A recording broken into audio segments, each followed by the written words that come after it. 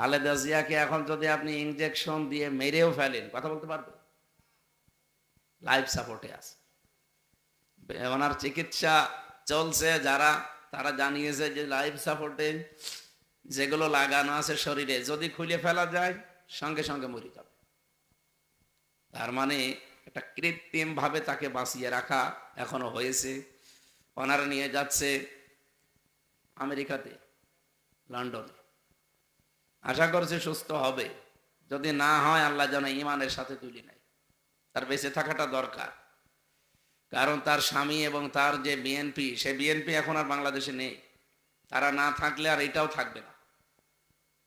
তার স্বামীর জীবনী পড়ে দেখেন, জিয়াউর রহমানের রাজনৈতিক জীবনী আমি পড়েছি। তিনি ভারতের আগ্রাসনের বিরুদ্ধে ছিলেন, কথা বোঝেন আমার।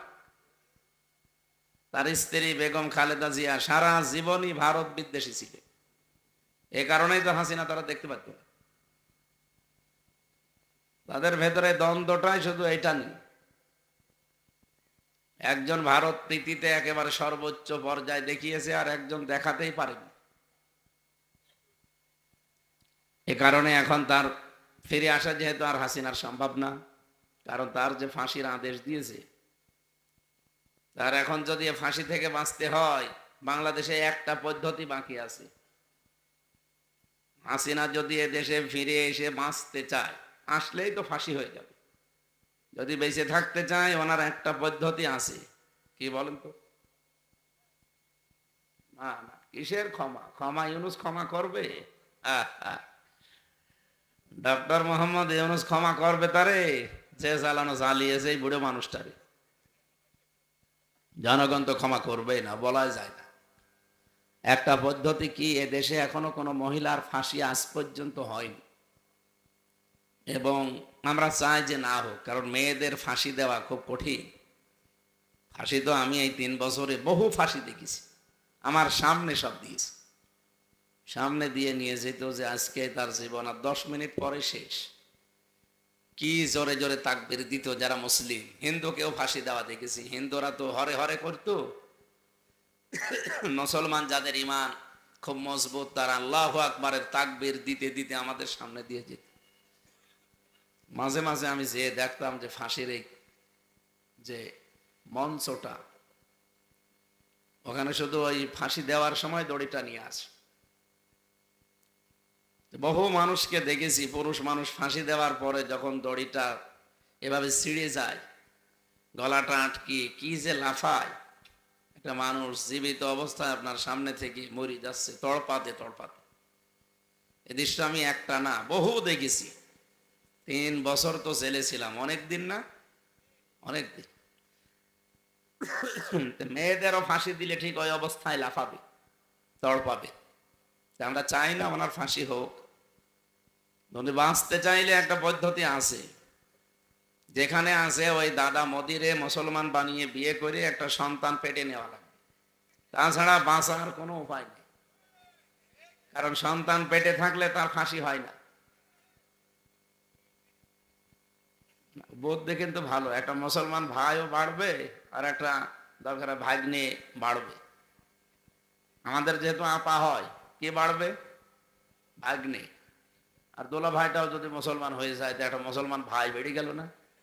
কাজ কি খারাপ? 2 দিক থেকে উপকার হচ্ছে। জানে এইটা ছাড়া ওনার আর বাঁচার কোনো পদ্ধতি নেই। উনি খুব প্রীতি দেখিয়েছিল এই সারাটা জীবনে, যেহেতু অনেকদিন ছিল তো সেখানে, 6 বছর ছিল আগে। ওই ইঞ্জেকশন গুলো ওখান থেকে পেয়েছে, ওইটা এসে অ্যাপ্লাই করছিল, কিন্তু দেশের মানুষ আর মেনে নিতে পারেনি। ওখানে আরো যারা ছিল তাদেরকেও এভাবে ইঞ্জেকশন দিয়েছে, ওরকম বিভিন্ন জিনিস তাদেরও খাওয়িয়েছে। তারা এখন এসে প্রীতি দেখাচ্ছে। মাঝে মাঝে তাদের কথা শুনবেন, তারা বলে না ভারত কিন্তু অনেক বড় দল। বড় দল তাতে কি হয়েছে? বড় দেশ তাতে কি হয়েছে? তাছাড়া যে বড় দেশ নেই পৃথিবীতে। বাংলাদেশের চাইতে ভারত 29 ডবল। কত বলেন বলেন? প্রায় প্রদেশগুলো আমি ঘুরে ঘুরে এসেছি। আমার তো এই দেশে আগে কথা বলতে দিত না আল্লাহর ওলিরা, ওই দেশে থাকতাম বেশি। ওই 16, 17, 18, 19 এই সমস্ত সালগুলো এই দেশে তো থাকতেই দেয়নি, কথা বলা তো দূরের কথা। আর বাকি 20 সাল থেকে তো জেলেই ছিলাম। কিন্তু আমেরিকা বাংলাদেশের চাইতে 59 ডবল। কত? ভারতের চাইতে ছোট। চীন ও ভারতের চাইতে বড়। দেশ বড় হলেই যে শক্তিশালী হয় তা না, মাল থাকা লাগে ভেতরে।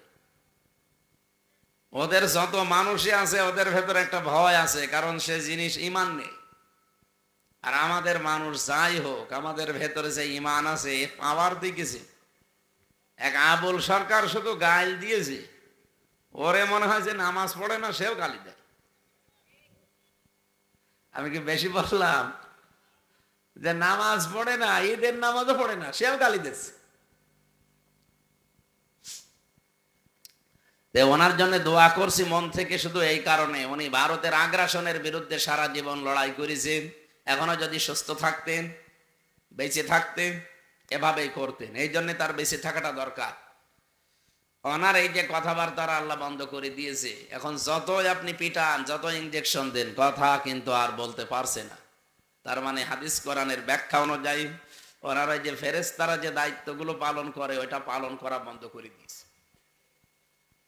মরণের আগে একজন পানি যে সরবরাহ করে, এই ফেরেশতা এসে বলে, আল্লাহর বান্দা হামজা, তোমার জন্য তামাম পৃথিবী সব ঘুরে আসলাম, এক ছটাক পানিও তোমার জন্য আর বরাদ্দ নেই, আমি বিদায় নিলাম।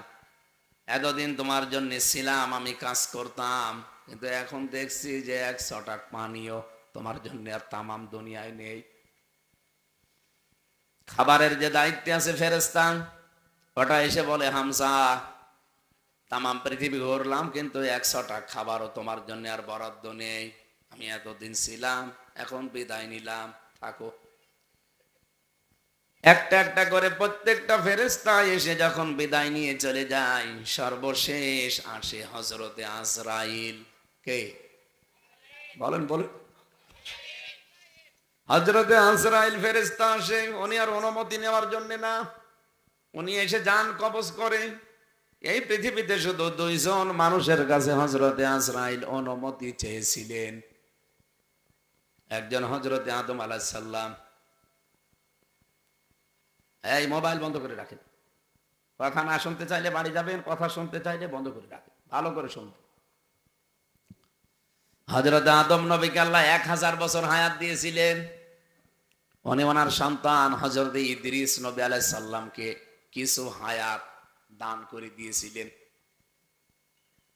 হযরতে আদমের সামনে যখন তার সন্তানগুলো এনে রাখলেন যে কার হায়াত কতদিন, এতদিন বাঁচবে, এতদিন বাঁচবে, আল্লাহ পাক হযরতে ইদ্রিস নবীর দিকে তাকিয়ে বললেন, আল্লাহ, একটা বিচার হইল, আমারে দিয়েছো 1000 বছর হায়াত, আর আমার সন্তান মাত্র 60 বছর। এটা তো মেনে নেওয়া যায় না, এর হায়াতটা তুমি আর একটু বাড়িয়ে দাও। আল্লাহ বলেন, না, কলম দিয়ে লেখা হয়ে গেছে, আর কলমের কালি শুকিয়ে গেছে, আর লেখা সম্ভব না। তুমি যদি কিছু করতে চাও, নিজের হায়াত থেকে ওরে ধার দাও। সন্তান হিসাবে হযরতে আদম নবী ওই দিন ইদ্রিস নবীকে হায়াত ধার দিয়েছিলেন 40 বছর। কত?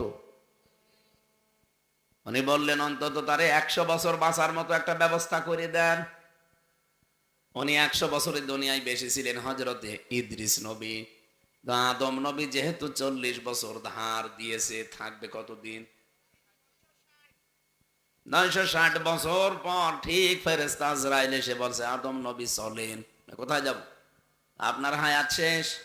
উনি বলছে, না, আমি হায়াত জানি, আমার 1000 বছর হায়াত, আমার সব দেখা আছে। ফেরেশতা আজরাইল ওই দিন বলেছিলেন, আমিও জানি 1000, কিন্তু আপনি তো আপনার ছেলেকে দিয়ে দিয়েছেন 40 বছর। উনি বলছে, না, আমি দেইনি। দেইনি মানে? আপনি দিয়েছেন, আল্লাহ আল্লাহ আমাকে পাঠিয়েছে এমনি এমনি, ওটার হায়াত নেই। উনি বলছে, না, আমার হায়াত আছে।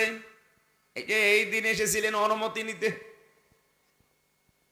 হযরতে আজরাইল আল্লাহকে বলে, রব্বুল আলামিন, তোমার প্রথম মানুষ, প্রথম নবীর কাছে গিয়েছিলাম, কিন্তু সে তো আসতে চায় না। ও বলে নাকি হায়াত তার ছেলেকে দেয়নি, ও ভুলে গেছে। ওই দিনের পর থেকে কোনো কিছু কাউকে দিলে নিলে লিখে রাখার বিধান। মানুষ কিন্তু ভুলে যায়। মানুষ কি হয়? এদেশের বহু মানুষ আবেগে লাফায়, কিন্তু জায়গা মতো সে অনেকে ভুলে যায়।